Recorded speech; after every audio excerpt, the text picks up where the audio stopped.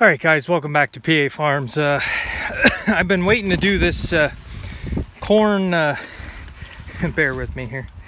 Been waiting to do this corn update video now for a little bit, just haven't had time, so now we have time. So today we're gonna do the farm corn, or the PA Farms cornfield tour here. I have six, anyway, this heat it's like 100 degrees today, so I'm just trying to think here. All right, this is field number one. We'll call this field number one. This was my best field last year. This is bottomland. This was 244 bushel to the acre last year that we got off. Real nice field, real happy with it. I just measured. Some of this is over 6 feet, but the average is about 6 foot tall. So why is it only 6 foot tall when guys are already harvesting corn in Texas, and why people's corn is in tassel? And if you were following along with Pennsylvania in the spring that we had, this year was a nightmare trying to get corn in the ground. I did see a lot of guys say about wavy corn in Pennsylvania, and I am the example of that. Now this field isn't very wavy. This is going to do good this year, I think, knock on wood. And it's brewing for some thunderstorms, so I may not get this video done today. But anyway, out in this cornfield, the stand is good and 6 foot tall about. Last year at this time it was a lot taller. It was closer to 8 or 9 feet tall, and that stands to reason because this was planted 2 weeks later than last year. This is a 105-day Pioneer. I still do not know the exact variety. The reason I don't know the variety, man, the mosquitoes are bad.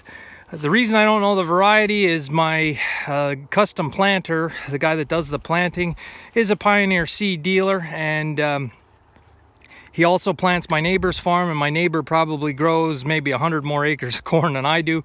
So he picks the variety because they're not going to be switching the boxes to do my place after him.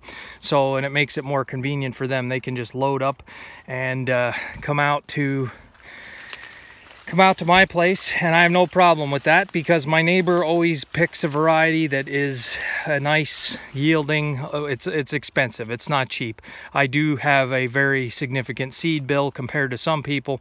There is cheaper corn on the market, but we always plant some of the higher end hybrids.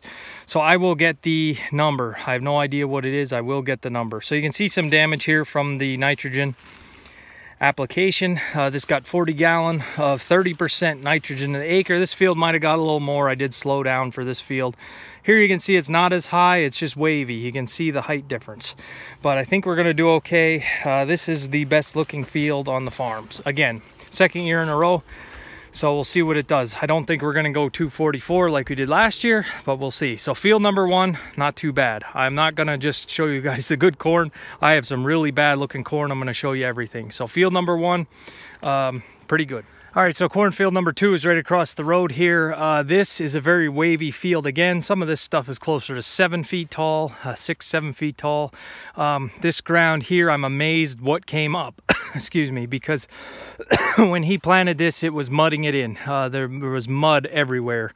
Mud on the tires, mud on the planter, the trash wipers he had to lift up because they were just rolling mud. So we got some very big leaves in this field. I'm not seeing any type of insect pressure. The stalks are pretty good. The trouble with this field is the stand. This, we had to go around all the wet spots, so it is very nice looking corn, knock on wood so far. By the end of the year, I'm hoping that at least this field will get closer to average yields, but there is probably at least 1.5 acres that we could not plant. So we're down 1.5 acres, and it's not a giant field, so it is wavy looking across the top. I don't know if you guys can see it. It's high here, then it dips, then but if you want to see wavy corn, I'll take you to field number 3. So this one is okay. Field number 2, so far I think we'll do all right on this one. All right, so this is cornfield number 3. I'm not trying to hide anything from you guys. I'm not trying to say I'm a master farmer. This was a total failure. Not all the field. I can't say at this point I would have been better leaving the corn in the bag. There will be some corn here come harvest time. But you guys remember this was the field with the yellow corn at the beginning of the year. Still didn't really get what the issue was resolved. The agronomist never did come out. I didn't get any tissue samples yet. I should do that. It wasn't herbicide damage, that was ruled out. It's not a nitrogen deficiency. This got it got the nitrogen that everything else did. Just never, I don't know if it was too much rain, if it was too wet here. We just got pounded with rain this year. So these here on the end, these 12 or more rows out through, he's here. I'm not trying to hide anything from anybody. Look at that. That's not gonna give any corn. No corn here. This whole row is missing corn. Yellow, leaves shriveled up and brown. Could be a potash deficiency. I have no idea at this point what's going on with it. So out there, it's nice. It's normal. It's like what was down below. Down there, you see how wavy it is. There'll be corn there. Down at the bottom end, there's corn. There's corn in the dips. This is about the worst spot of the entire field. We got 24 rows here or more that are just dead. They're not going to do nothing. At this point in the year, I don't want to say it, but you'd be better off just rotocutting and planting some rye in this spot or something like that. But this was a total failure, and have to get it figured out. There's something in this end row here. Either it was too much rain or not enough nutrients. And I just can't see that.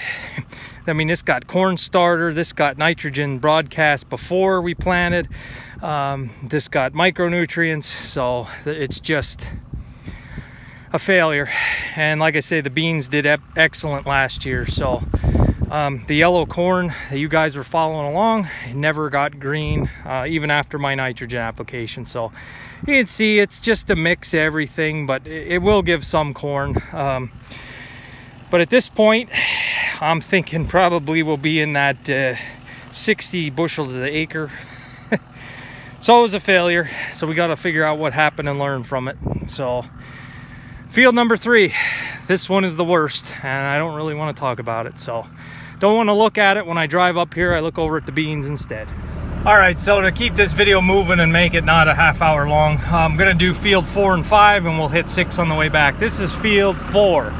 Field 4 really came along here. 6-foot corn, very well fertilized, but we had an issue with the corn planter, we figured, and it is this here is good. The stand is excellent. You get down to the bottom where it's a little rocky, and it is awful. Just the stand. Now the corn is there. You see how thick the stalks are, pretty thick. So we're gonna get average yields on this one. Field number 6, or what am I, 4, 5. Field number 5 is excellent. It's just wavy. My only complaint with it is it's wavy. The stand is there. The corn is nice and dark green. It's pretty tall. It is my largest cornfield, so it's going to have to pick up the majority of the yield for the year. But I don't have many complaints other than it's very wavy. It's just up and down. It may be hard to see on camera, but it is just all over the place. I think that has to do with our pounding rains that we had this year. So you see a little bit of nitrogen from the drop hoses. So if I had a high sprayer, I would put the drop hoses on and hit it again with nitrogen, but I can't get through it. Basically done in the cornfields this year. You can see the waviness now. This side, how low this was compared to up there. There's a little rise, and it's just all over the place. If you guys are interested, I can do a bean field tour. The beans are hit and miss. Groundhogs, deer. So it's going to be one of those years, and I don't want to spend a lot of time stressing over how things are looking or going to turn out, just because well, for one, it ain't worth a whole lot. The corn and beans ain't worth a whole lot right now, so trying to get the best yield I can to go again next year. But take it as field number 6. All right, so this would be field number 6. It's like a half circle almost. It's a little bit shorter than what we just passed, but the stand is excellent. There's good. They did a good job planting this. It was well fertilized. I think this is going to surprise me. The beans did okay last year in this field number 6, but the I think the corn's going to really surprise me in this field. I didn't think it is so rocky over there. There's so many rocks. There's not a whole lot of topsoil because it's eroded this way, and I am just shocked. This is one of the things that surprised me this year with the corn, was how the stand looks in this field.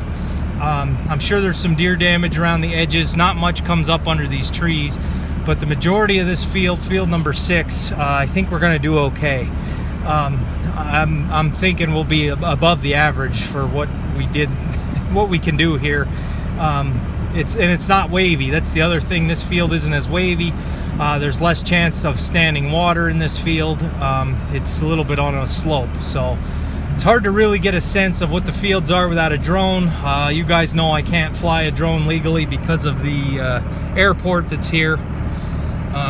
But I'm trying to get, yeah, look at the waviness. Maybe you can see it on camera. I won't know till I go back and watch the video, so I'll just try to pan, and you can just see it's just all over the place. So I don't know. I have seen some pretty ugly corn that did turn out okay. So that's the 2018 PA Farms cornfield tour. It's very hot today. Beans are looking okay here. They're just a little bit weedy, but I don't know. Soybean videos don't do very well. Guys are interested in corn and hay, it seems. I don't know. You guys let me know what you want to see. I'll show you. If you want a bean field tour, I'd be more than happy to do it. So all in all, compared to last year I had a very uniform stand. The corn was planted pretty well, evenly, but at this point of the year, I don't remember it being as green or as well fertilized. So I'm hoping that I learned some things from last year. We've got better fertilization in the soil. It's the second year of no-till. I don't know. I just don't know what to expect. This fall should be interesting, and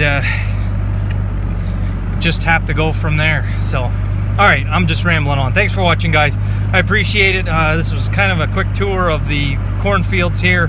I'm not going to go walking around in them. I know what's there pretty well, but just to give you a sense. So thanks for watching. Stay tuned for tomorrow.